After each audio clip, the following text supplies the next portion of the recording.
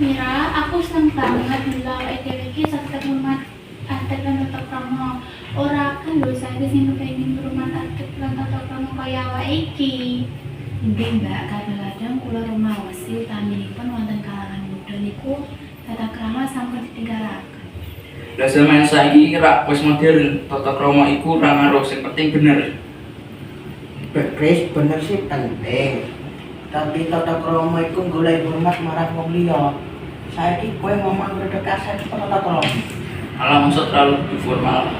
Iki ora soal formal, Chris. Iki soal piye cara awake ngajeni wong liya. Ora mung ngomong nanging uga sikap. Yang kita ngalahke hubungan sosial iso rusak.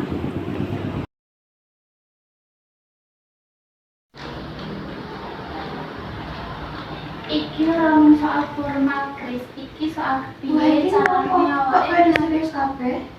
Iya, kowe lagi rapat desa bae. Desinta Dava Sugeng Rawo. Biasane nek mlebu omah salam dhisik. Paling ora kamu ngajeni wong sing duwe omah. Alah, rasa terlalu formal. Saya wis biasa langsung wae kok.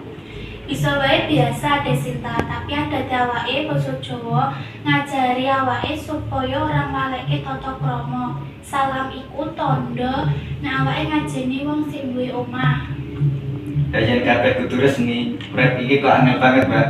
Aku terus resmi Pak. Ini mau tata krama, misale kena rak nunggu izin dhisik. Nah, nek ketemu ki nyopo, iki ora angel. Iki mau masalah tata krama. Yo wes, saiki aku ngerti.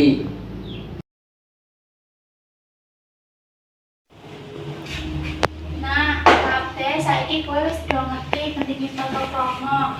Tata krama iku ora mung omongan, nanging uga tumindak. Kita ora bakal kalah karo zaman, nanging kita ora bakal ninggalke budaya sing apik iki. Iya Kela, aku pancen kleru. Aku bakal besokan meneh ke depan. Iki wejangan apik tenan. Aku tak nyoba luwih ngancini liya-liyane. Bener, aja nganti dhewe lali adat. Yang penting awak dhewe urip bareng-bareng kanthi hormat.